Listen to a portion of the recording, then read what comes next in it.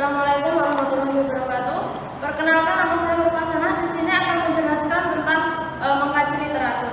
Bagi yang pertama, di sini saya akan menjelaskan mengenai pengertian dan jenis literatur. Kajian literatur sendiri adalah kegiatan penelitian di mana kita memilih teori-teori hasil penelitian, menganalisis dokumen, di mana hasil telah ini kita gunakan untuk membantu kita dalam menyelesaikan masalah penelitian.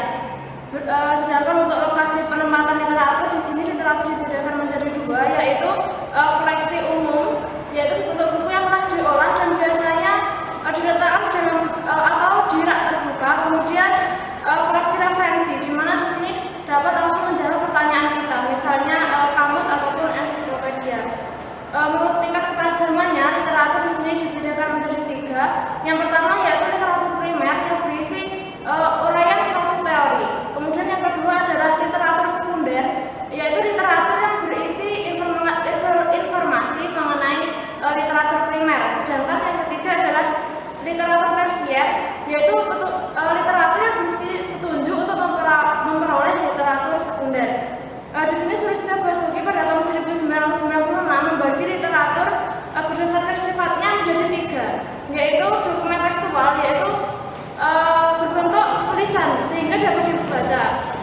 Kemudian yang kedua adalah dokumen non tekstual. Di sini ada tulisan tetapi bagian utamanya berbentuk gambar ataupun suara. Sedangkan yang ketiga adalah dokumen campuran, yaitu campuran antara dokumen tekstual dan non tekstual.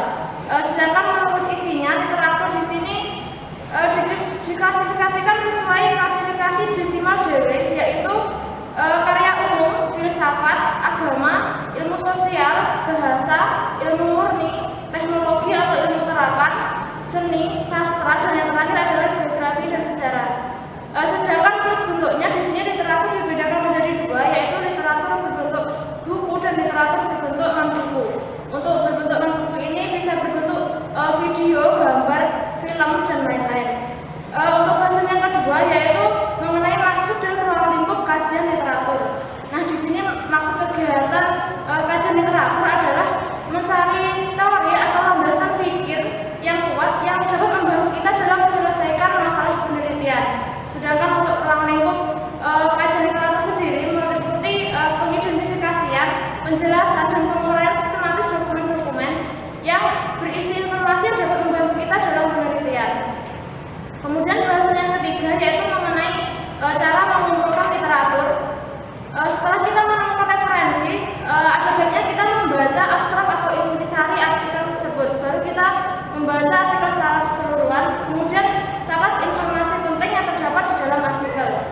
Nah, biasanya penulis mengalami kesulitan dalam membuat resume dari artikel. Di sini ada beberapa langkah yang dapat digunakan. Yang pertama yaitu membaca dengan teknik skimming dan scanning. Kemudian yang kedua adalah catat pikiran utama tiap paragraf. Kemudian jika referensi ini dari internet, di sini ada beberapa cara agar informasinya berkualitas. Yang pertama adalah reliabilitas dilihat dari sisi pengarang, apakah pengarangnya ini ahli di bidangnya atau tidak. Kemudian yang kedua dari credibility, accuracy, reasonableness, and support checklist atau CART checklist. Di sini untuk menguji kualitas informasi. Nah, di sini ada beberapa cara. Yang pertama yaitu kredibilitas dilihat dari sumber informasi yang digunakan, apakah dapat dipertanggungjawabkan atau tidak, dan dari sisi latar belakang pengarangnya. Kemudian yang kedua adalah isi artikel itu up to date atau tidak benar zaman, kemudian masuk akal oleh orang lain. Kemudian adanya dukungan referensi yang digunakan oleh si penulis.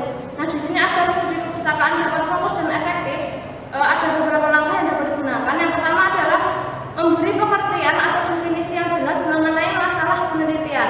Kemudian yang kedua adalah pilih dan cermati beberapa referensi umum. Kemudian langkah yang ketiga adalah rumuskan kata kunci atau konsep pokok dalam penelitian tersebut. Di sini bahasan terakhir yaitu cara menulis kajian literatur. Nah, kegiatan terakhir dari kajian literatur adalah menyusun hasil telaahan dalam bentuk tulisan dalam penelitian. Di sini